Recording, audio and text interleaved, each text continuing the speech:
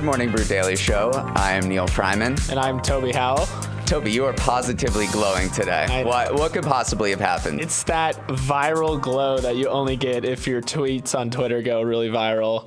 Yesterday, after Twitter kind of broke, actually Twitter really broke, API access was kind of rejected for a lot of the core parts of Twitter. And I kind of broke down what was going on, the situation, which was basically me saying like links are broken, photos are broken, everything's broken. And that became kind of the de facto news break that Twitter was broken.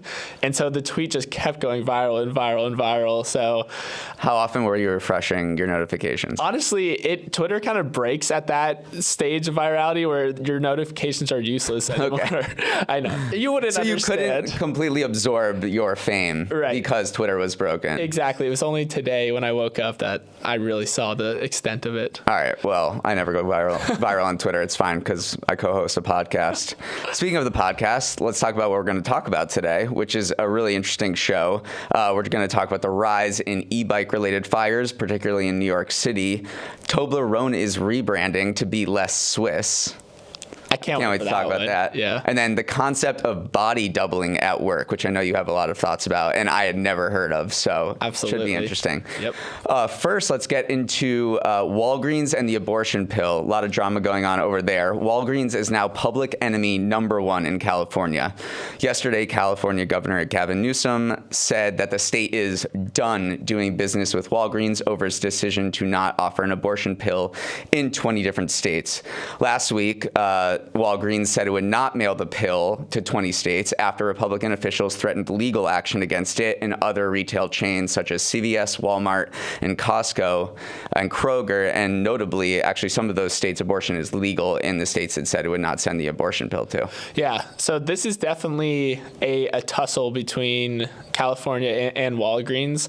And a few of the things we were kind of talking about as we were reading through this story is how much retail chains have become like kind of the forefront, the battleground, if you will, for like the abortion pill debate. Especially Walgreens is now on the front lines of it. Yeah, I mean, there's all these calls to boycott Walgreens on social media, and then from the left, and then on the other side, they're also putting pressure on Walgreens. They had this annual meeting, which normally is extremely boring. They just talk about CEO executive pay, and no one pays much attention to it. But this year in January, because of Walgreens's role in supplying abortion medication, there was huge protests. Anti-abortion protesters descended on California and protested Walgreens' decision to, eventually supply abortion medication. Yeah, just rocking a hard place right now for Walgreens, and you can tell why it's such a hot button issue. More than half of all abortions performed in the U.S. actually use the mifepristone pill that is at the center of this debate. And so even in states where surgical abortion is illegal or restricted, you can actually still use mifepristone to have an abortion. Yeah. And so this is, again, why it's just such a hot button issue. And like Walgreens is trying to navigate this fine line and not doing, they're kind of going to piss off one side or the other no matter what they do. Yeah, Democrats are saying that they're sort of bowing to legal threats that are sort of unsubstantiated from the Republicans. And it's interesting, there's this law that the Republicans are citing that says that Walgreens and other retail chains would violate if they supplied abortion pills. It's called the Comstock Act, and it's from 1873. Jeez. Okay? Makes it illegal to send contraceptives, substances that induce abortion, pornographic content, sex toys, and any written material around those items. Yes, so I don't know what sex toys were in 1873. But the reason that retail chains have become on the forefront is because now they can, under new FDA guidelines, they can potentially sell abortion medication. Previously, you could only get this in a healthcare setting, and slowly but surely the FDA has loosened up guidelines, and now retail chains like Walmart, Kroger, Walgreens, Rite Aid can sell these. Notably, Walgreens does not sell this yet. Right. They're applying for FDA certification, said they're in the process of doing so. But yeah, we should make it clear that they are not currently distributing it. And it's interesting because they said they've moved forward, but a bunch of the other chains like Walmart have not sort of moved in the direction of supplying abortion medication. Yeah. definitely a situation to monitor kind of going forward. But I'm going to take us on to our next topic, which is e-bikes and some electrical fires that have been happening from lithium-ion batteries. So if you've ever walked around in New York City, you actually know that cars aren't the thing you have to walk out for. It's those e-bikes that come whizzing around the corner. I've stepped off the curb and almost been flattened by an e-bike. Dude, when I was biking to you this weekend over the Williamsburg Bridge, I was on a pedal assist bike, city bike. I got lapped by at least 15 e-bikes, and I was just like, those look incredible. Yeah, the reason why we're talking about kind of the rise in e-bikes is because it's also correlated to a rise in e-bike battery fires. So I'm going to give you some stats here, Neal. Lithium-ion batteries caused the 4th most fire deaths last year in New York City, which is kind of crazy. And the number of lithium-ion fires is rising. So in 2021, there were 104, but that number jumped to 220 last year. So we're seeing a rise in e-bikes. And so we're also seeing a rise in fires kind of coming from those batteries. It's a little bit alarming to hear these stats. It is scary. Like if you read these articles about the fires, there was one as recently on Sunday that injured 7 people and engulfed basically a grocery store. Yeah, officials say this is actually a huge deal. And it's not the really well-made ion batteries that they're worried about. They're worried about the secondhand market, the ones that have been modified. Right. These things are expensive, so anytime there's an expensive, there's going to be a cheaper alternative. And it's kind of like the fake Gucci handbags of the electrical bike industry. And they're exposed to really weird conditions. Obviously, they're out in the weather a lot, and they can be easily damaged. And experts say that has contributed to the fires. And these fires are not just regular fires; they're chemical fires. Right. So that makes them even more dangerous. They're really hard to put out. They spread really quickly. And it's been really devastating for a lot of the buildings in New York, and it's really killed a lot of people. Right. A chief fire marshal in New York said they fail almost in an explosive way. It's like a blowtorch. But one caveat that I do want to say just before we move on real quick is that these fires are not starting while people are riding bikes themselves. Like, you're not going to be riding down the road and have someone's seat blow up. It is when they're stored improperly or if they've been left on a charger and overheat over time. So yeah, you're not going to see people popping up off their bikes as their batteries explode. But there are lithium-ion batteries are not just in bikes. They're in EVs, they're in smartphones, they're in computers. And this reminded me of 2016 or 2017 when Samsung had to recall 2.5 million of their Galaxy Note 7s. I remember that too. I think it was the largest smartphone recall all the time because the batteries were exploding. So this is not just a bike issue, though. They are saying bikes are way more prone to fires than anything else because they're exposed to the elements. Now, London, because of the fire risk, London banned all e-scooters in 2021. They left EV bikes, and I hope New York finds a solution that is not banning these because I think they're sort of a lifeline. They enable the delivery economy. For sure. They're an amazing way to commute. They're growing. I think, there were more e-bikes sold than electric vehicles sold last year in the U.S. So this is an awesome trend. I'm a huge fan of micromobility. Obviously, the fires are something they need to get under control, but it feels like they may be able to do that. I really hope New York doesn't go the way of London and ban them. Okay. Let's head to Europe. Let's head to Europe for some chocolate drama. Oh, I love chocolate This drama. story blew up yesterday. The chocolate brand Toblerone, which I haven't really eaten in a while, they have that very distinct triangle color, is removing the Matterhorn mountain and Swiss flag from its packaging because its chocolate now is not Swiss enough to show those images anymore. I'll explain a little bit. Toblerone. What makes something Swiss enough? Okay, well, I guess if it's made in Switzerland, but Toblerone is shifting some of the Toblerone chocolate production to Slovakia, which means it will be in violation of Swiss rules around what can be marketed as a Swiss product. Interesting. Yeah, there's something called the Swissness Act of 2017 that aims to protect Swiss manufacturing and the marketing around Swiss-made goods. So here's some rules around food products. At least 4/5 of the raw materials that go into the product have to come from Switzerland.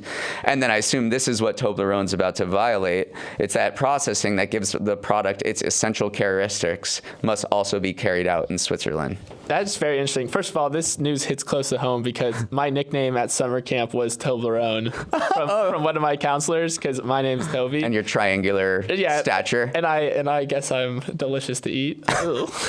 But there's also, this is interesting because this is not just a trend confined to Switzerland. This is a trend that's going on across the food industry.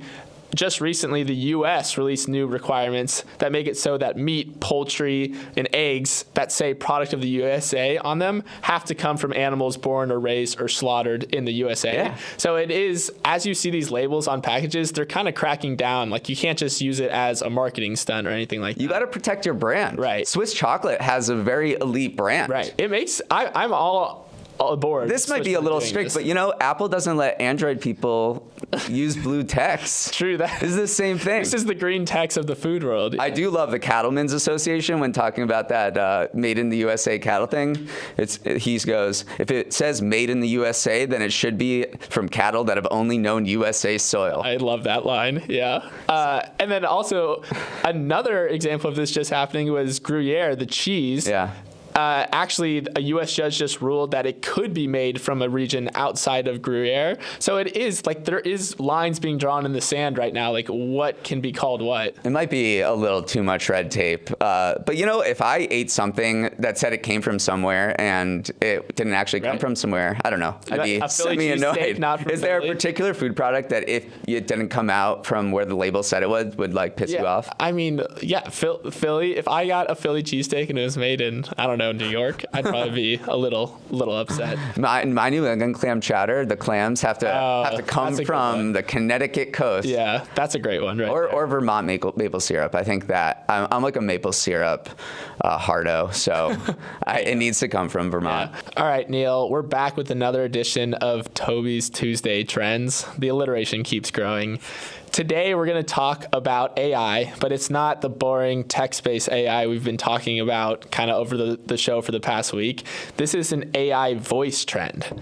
So basically what people have been doing is recreating the voices of famous figures, people like Joe Biden, Donald Trump, etc., using AI to put them in conversation with each other. This has been a hilarious trend going around on TikTok. And so essentially, it gives you the godlike power to make these people say whatever you want them to say. And as an example, we have a quick clip of Ben Shapiro and Joe Rogan arguing about Ratatouille that we're going to play for you. I think I would love to get ratatouille'd. Ratatouille? Like have a little guy up there. Excuse me? Making me cook delicious meals. No, I understand. I've seen the film. You wouldn't want that? A little guy pulling your hair, making you cook? It's a ridiculous concept. You're telling me you wouldn't want that? I just don't know why you're bringing it up as if it's something that could actually happen. I can see you giggling over there. Well, I've never heard of the term ratatouille as a verb. That's my favorite. It is very, very funny. We got to use that. And I know you have some things to say, but I actually have one more clip that I want to play for you. This one is of President Joe Biden talking about the Matt Damon movie, We Bought a Zoo. Good evening, my fellow Americans. I've made a huge mistake. Are you familiar with the 2011 film We Bought a Zoo? The Matt Damon picture. ScarJo is in it as well, although her performance isn't anything to shake a stick at, if I'm being honest. It was directed by Cameron Crowe, the fellow who made Jerry Maguire. Show me the money. Anyway, so I was watching We Bought a Zoo a few days ago because it came up. Just so good. I've never seen We Bought a Zoo. I know, either. So I can't tell whether his ScarJo take is correct. Yeah, very, very funny. Just want to give a quick shout out to the Twitter user who made those videos, Zach Silberberg. So thank you for that, Zach. But Neal, what do you think about this trend? It's a little scary, right? Well, I guess my question, I haven't heard of it, so I was going to ask you questions to sort of probe. But yeah, like when these sort of AI deepfakes have come out in the past, there's been an immediate backlash saying that, these are super dangerous. They could be impersonations that lead to severely bad outcomes. But most of the time, people just seem to be laughing at this. Is that what I'm gathering? Or what if you just have Biden saying, like, we're going to nuke China right now? I know. I think it is a little bit of a dark humor that people are laughing at these, because you're totally right. These are extremely benign examples. Sure. Obviously, the internet is using their powers for good right now, but you can already see some of the dangers of that. that. One example is there is a Joe Rogan ad that's been going around TikTok of him endorsing a product that is not actually Joe Rogan. It's both a deep fake video and a deep fake voice. So imagine you now have Joe Rogan promoting this like B grade Amazon supplement on TikTok, and eventually TikTok did take the channel down and ban the user. But it's just kind of the tip of the iceberg of now. Imagine if you could have celebrity endorsements of products that celebrity doesn't know they're endorsing, or they say something offensive or something. Right. And I don't know. It seems a little freaky, and it seems like with ChatGPT, they were talking about adding a watermark to ChatGPT answers that show that it was AI generated. Sounds like you're going to need to do this as well. But we're just losing the world of AI and AI generated stuff and reality. They're colliding. Are colliding. Yeah. Like at a very, very fast clip. And I don't think we're going to be able to tell what is real and what is not anymore. And I know that sounds very boomer. No, but like it's totally very right. clear that we're still in the very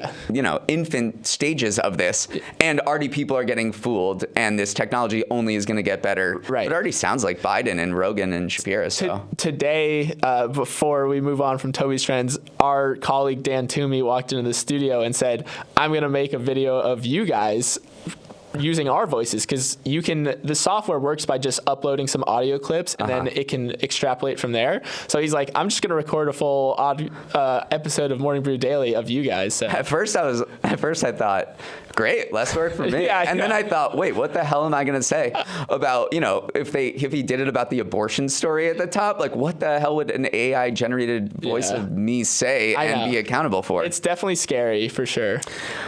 Wow.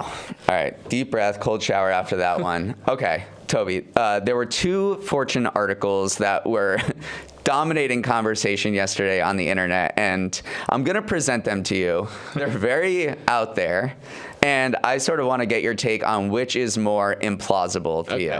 Okay. So first, this is a headline. And I quote, "NYC supercommuters travel up to 5 hours round trip to the office. They say it's worth it."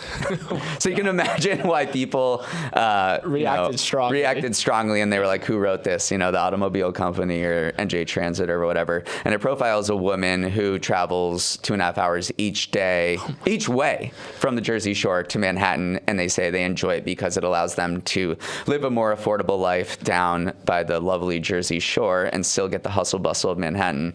And then here's the other story, and it says, "Remote workers are adopting a new practice called body doubling, in which they watch strangers work online," which is, pretty literal. They're live streaming each other. People go live stream on TikTok and Zoom and kind of just be with each other in virtual space. Right. So which is more implausible to you? Okay. I'm going to start on the body doubling one first, because I'm actually all aboard this trend. I'm someone who does work a lot better next to someone. They said that people with some like ADHD sometimes find it easier to work alongside someone. I don't know if I have ADHD. I just love having the accountability of the person next to me. Yeah. So I totally get why people, especially remote workers, are logging on to kind of have that shared productivity boost. So that one makes sense to me. The super commuters makes literally no sense to me. That is the definition of coping with saying like, no, I actually love riding a train for 2.5 hours every day. We rode a train yesterday for 20 minutes to New Jersey. I was and already done with it. and your vein was like popping out with you. And Dan Bauza, who works on the show, comes in from the Long Island Railroad every morning, and let's just say he's not the happiest camper. I know. He's not. To me, the issue is, sure, on a perfect day, it's not horrible to take your train ride, but if one thing goes amiss, your entire day is ruined. So and you're running that risk every single day. Like one stoppage would just totally send your day out of whack. So yeah, I'm on board with the body doubling, working remotely alongside someone. Have you actually done that? I did it early in the pandemic, actually. A friend and I jumped on Zoom and just like sat in silence, basically. And every once in a while, you can check in and chat. What if you pick your nose or something? That's just like real life. I don't know what I do remote, like when I'm working at home by myself. Yeah. Well, I don't know if I want. Maybe just don't pick your nose, Neal. Okay.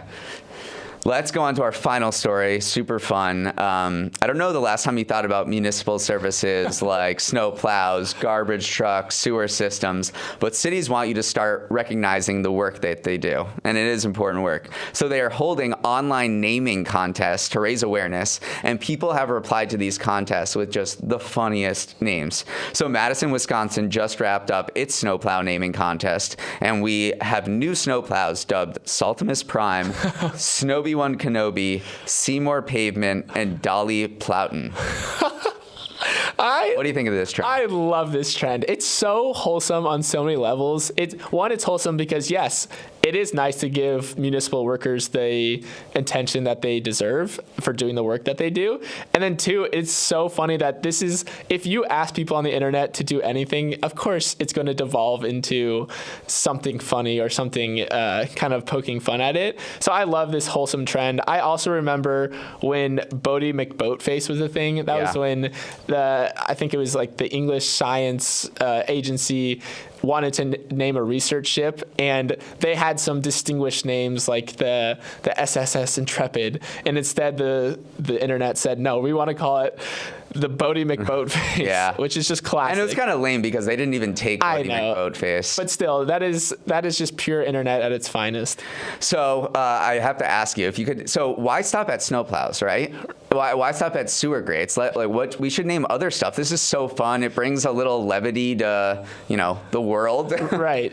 If we could name anything, what else should we hold naming contests for? I was thinking about this. Obviously, we're recording this in New York City, so I think that the subway trains are probably a little boring. Like, why call it the L? And I don't know, maybe you call it like the Kurt train or something like that, or the trainer sign. So you take the Kurt train over the trainer sign, and then before taking the Trainy McTrain face uptown. I think it could work. I'm on board with that. You put a lot of thought into that. That was just off the top of my head. I actually didn't come up with any of that. Dome. Yeah. Great.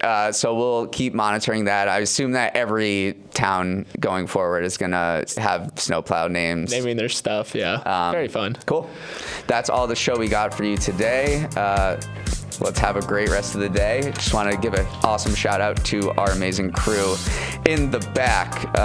The show's producer and editor is Emily Milliron. Show's technical director is Justin Orlando. Supervising producer is Bryce Beloff. Our audio engineer is Kelsey Jones. Hair and makeup got stuck on their super commute. Devin Emery is our chief content officer. Remember, we want to hear from you, so make sure you email us at morningbrewdaily@morningbrew.com. We are constantly in the inbox, and our show is a production of Morning Brew. Great show today, Neal. Let's run it back tomorrow.